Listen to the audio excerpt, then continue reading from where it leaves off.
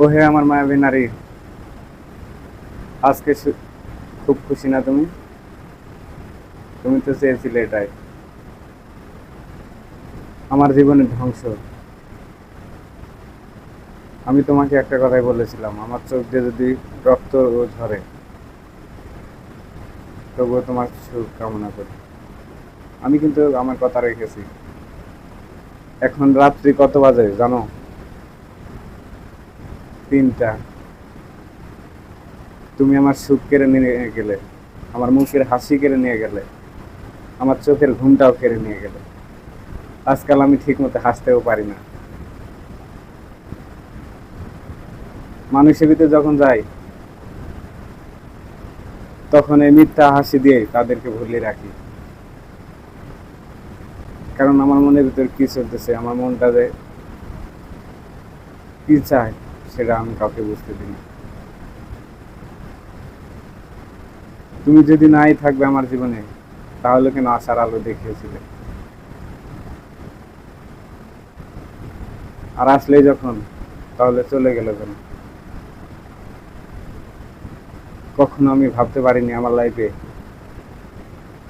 এই দিনটা আসবে।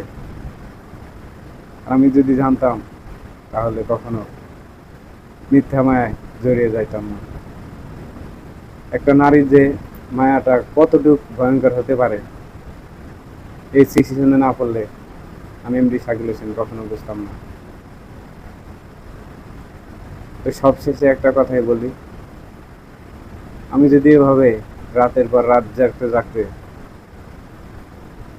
চোখ দিয়ে যদি কোনায় দিয়ে, চোখের কোনা দিয়ে অটোমেটিক দেখো কালো হয়ে গেছে, যদি চোখ দুটো অন্ধ হয়ে যায়, তারপরও বলবো তুমি সুখে থাকো। কারণ এর নাম ভালোবাসা। যে প্রকৃত ভালোবাসে সে কখনো তার প্রিয় মানুষটার ক্ষতি চাইবে না। আমি মরে যাব, কিন্তু তুমি সুখে থাকো। জানি না বেঁচে থাকার আগে কখনো, মরে যাওয়ার আগে কখনো তোমার সাথে দেখা হবে কিনা। তবুও আমার ওই বিধাতার কাছে একটাই আবেদন, মরে যাওয়ার একদিন আগে হলে যেন তোমার সাথে শেষ দেখাটা হয়। তোমাকে যেন বলতে পারি আমি তোমাকে কতটা ভালোবেসেছিলাম। আমি তোমার সাথে ছলনা করিনি।